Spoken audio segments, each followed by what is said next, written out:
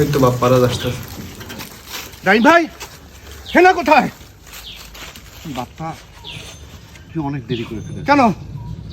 তো আমার সাথে অনেক বিয়ে হয়ে না, আমি বিশ্বাস করি না।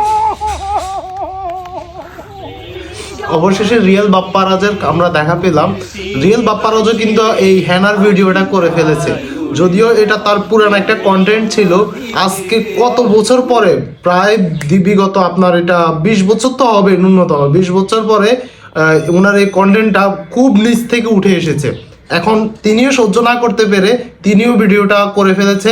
অ্যান্ড তিনি ভিডিওটা কিন্তু করার পরে আমরা দেখতেছি মাত্র 23 ঘন্টায় 18 পয়েন্ট সামথিং ভিউ, প্রায় আপনার 19 মিলিয়ন ভিউর কাছাকাছি।